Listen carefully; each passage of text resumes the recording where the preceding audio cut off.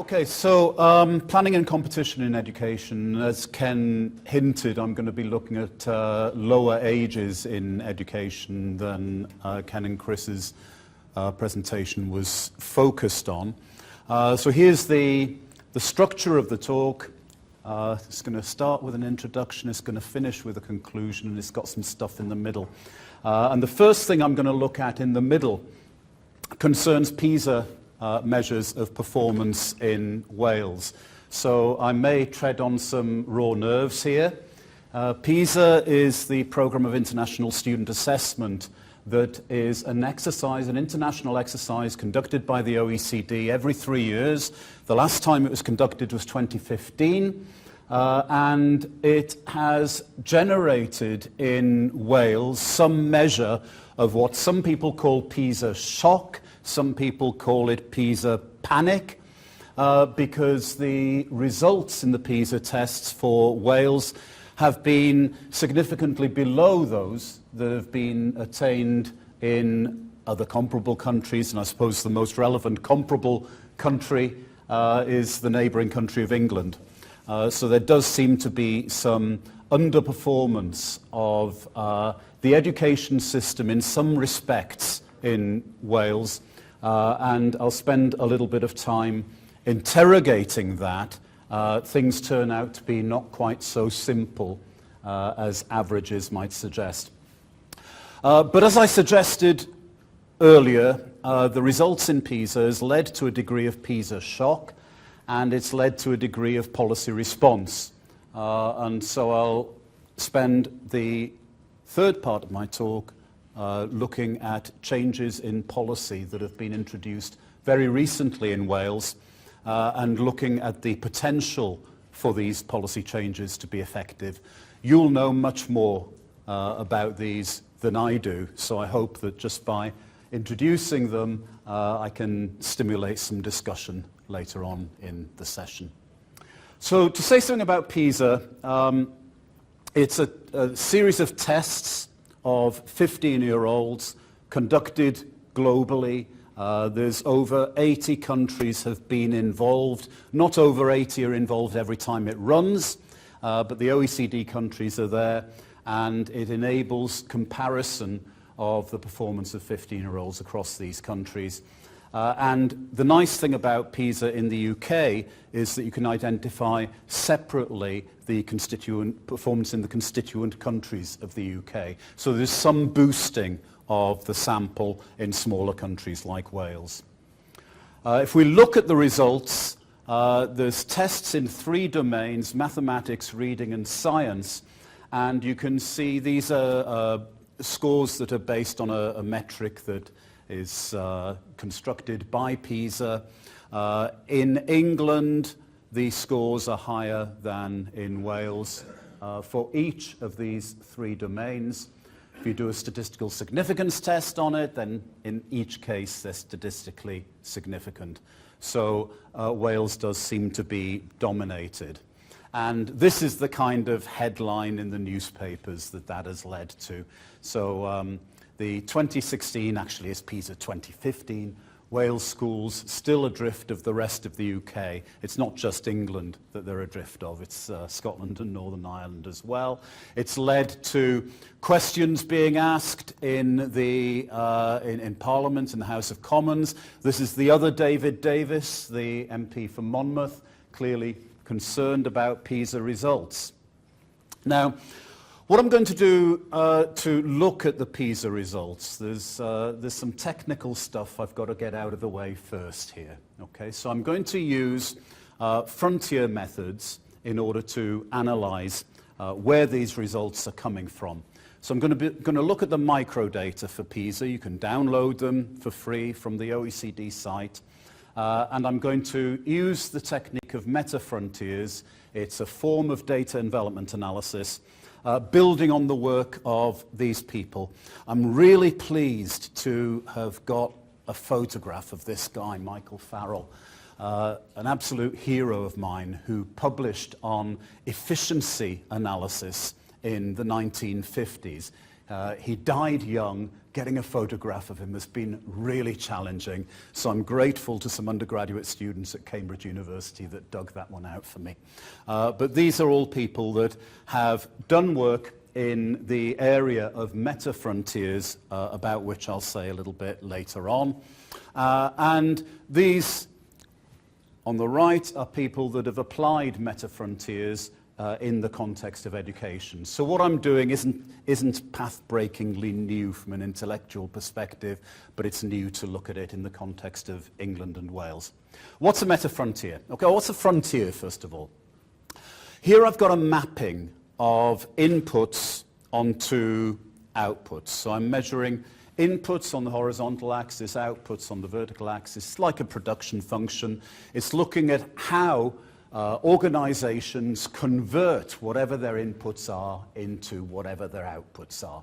In the case of education, it may be some measures of the prior achievement of kids going into schools as an input, and as an output it would be their test performance, in this case in Pisa. And we've got a number of observations. The different observations might be schools, for example.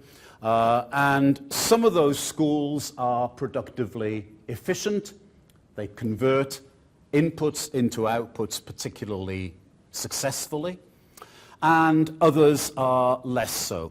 So all the X's that we've got here are observations. They may be observations, I missed this one, observations of schools. And it shows how they convert their inputs into outputs. Throw a lasso around, tighten it up, and you can see that these X's are on the frontier.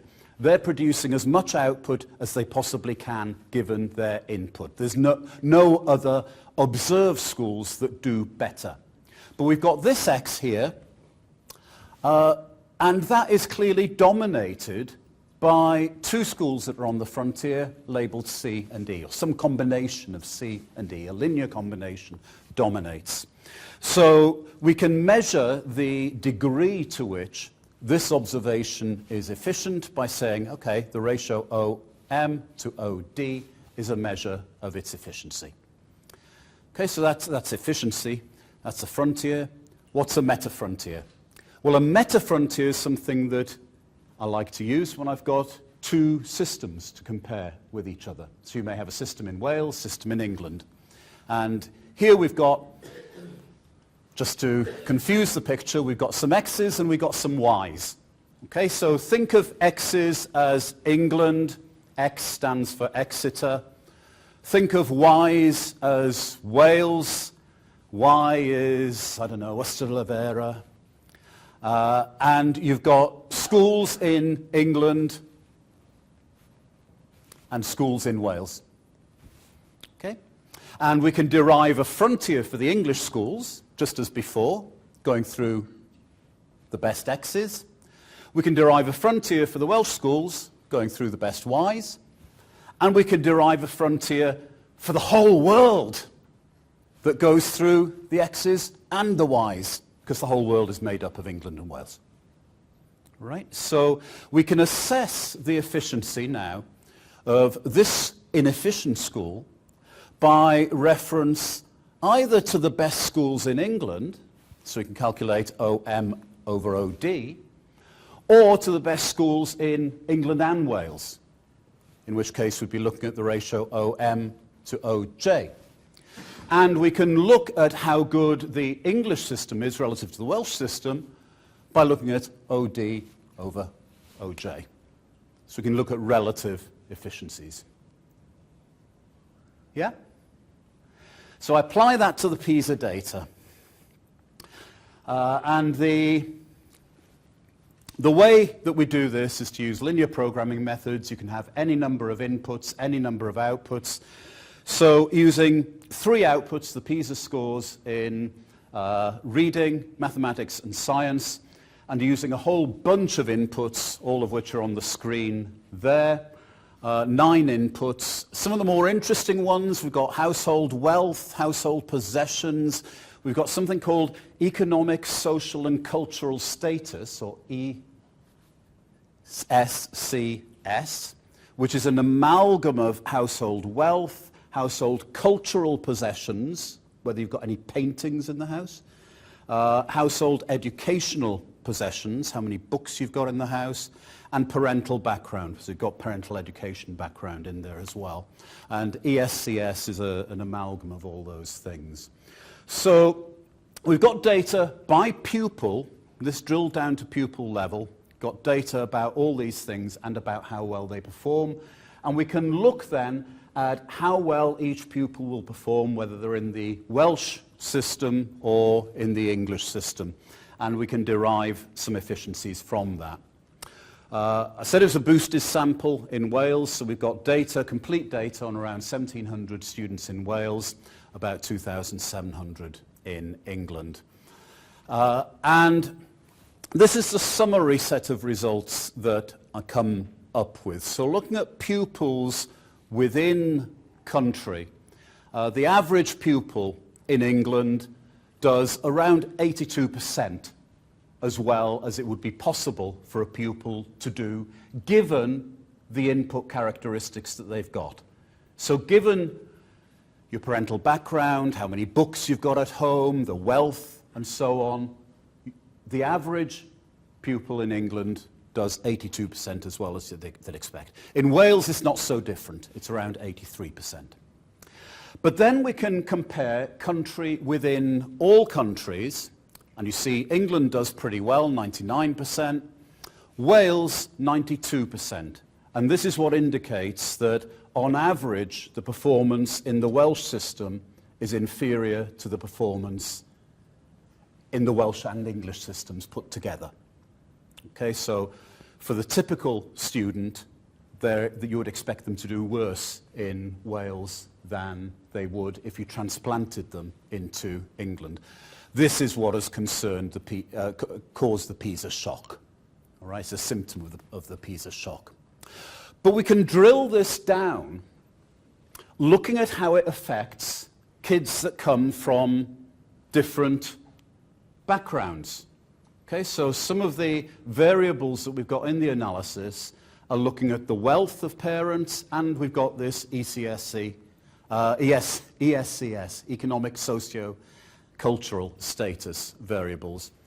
And you can see that the pupil within country, or the country within all countries variables, differ depending on the group of pupils that you're looking at. And in particular, down at the bottom here, we've got just the averages that you get if you look at the economic, socio and cultural status at the bottom decile. And if you look just at the bottom decile, then on the country within countries measure, Wales does better than England.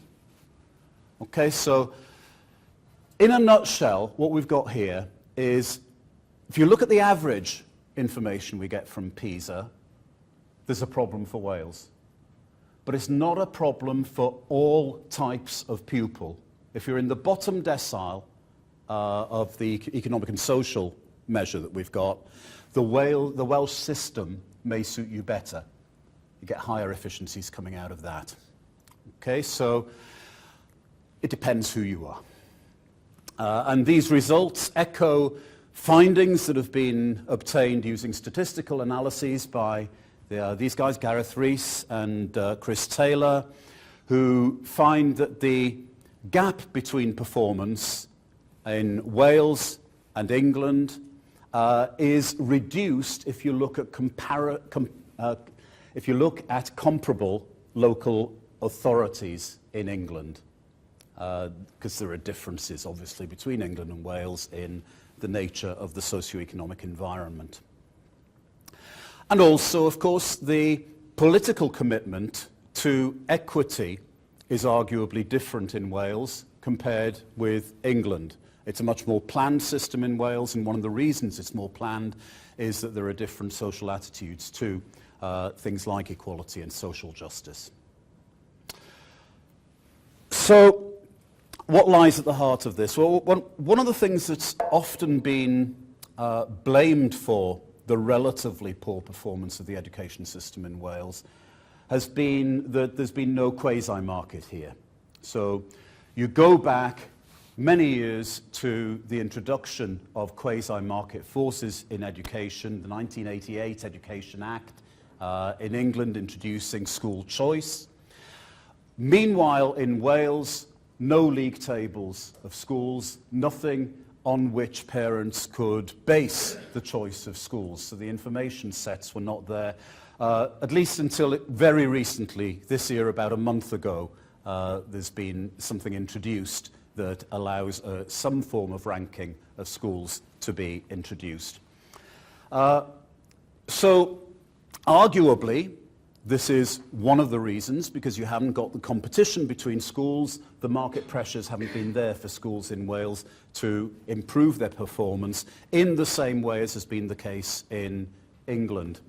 Whether that's completely the result of competition or whether it's due to other things is a matter of debate. So we've got Harvey Goldstein, amongst others, suggesting that there are other mechanisms at stake here. So if you haven't got high-stakes testing in Wales, as you do in England, then kids are not going to be used to performing to high stakes in tests, and then they come across the Pisa tests, and they don't have the experience that kids in England have had at taking those tests. So maybe that's another explanation for the gap in performance.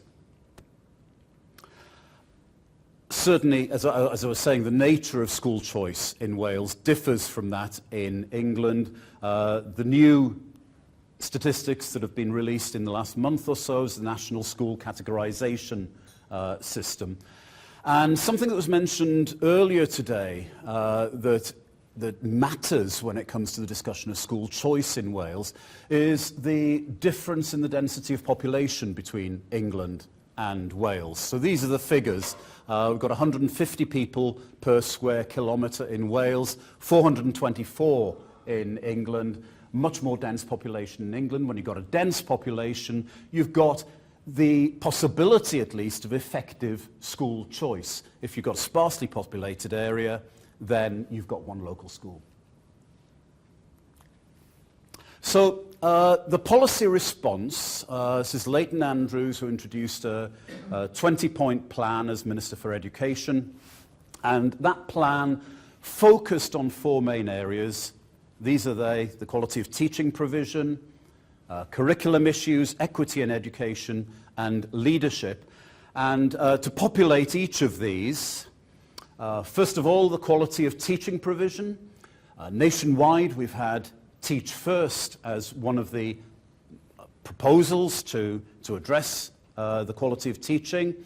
Specifically within Wales, the New Deal for the Education Workforce and the fostering of collaboration across schools, so trying to improve the quality of teaching within schools.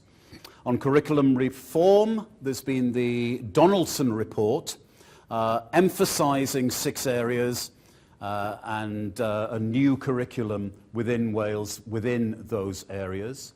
Equity in education, this is down to essentially funding mechanisms. Another difference between the secondary school system in Wales vis-à-vis England is that there's been far fewer academies in Wales. So a lot more of the schools are still funded directly through local authorities. And that has meant that there's been an unevenness in the allocation of resource to schools.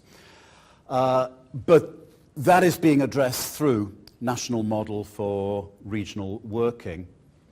And leadership, we know that leadership matters in schools. These guys, Nick Bloom and John Van Reenen, have done a lot of work on the importance of leadership in all sorts of contexts, in an industrial context. What's the implications of leadership of our firms for productivity?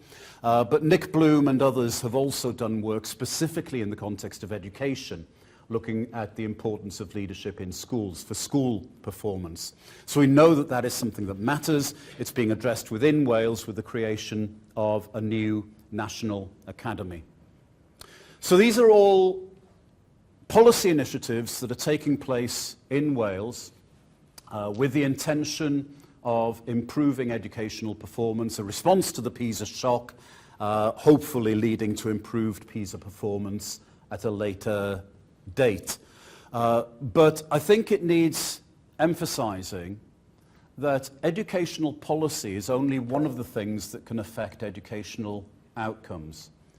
I emphasized earlier on the role of ESCS, economic socio-cultural status, and the impact that that has on educational outcomes. And you see that coming through clearly in the Pisa results. It may be that education policy is not the main driver of education outcomes. It may be that what we need to do to improve education outcomes is improve social policy and improve the environment from which our kids come and attend school and then do these tests. So we know that some of these things matter from the work of Bloom and Van Reenen. Of course, we know that leadership does matter. We know from the work of people like Rick Hanushek that the quality of teaching matters, but these may not be the things that matter most. And when we look at education, we need to think of social policy as well. So in conclusion, the Pisa shock has prompted a whole bunch of policy interventions. We don't know yet the extent to which these will be successful because they're very fresh interventions. They will all need some real evaluation, but they're only part of the jigsaw that is needed in order to improve educational performance in Wales as elsewhere. So, thank you.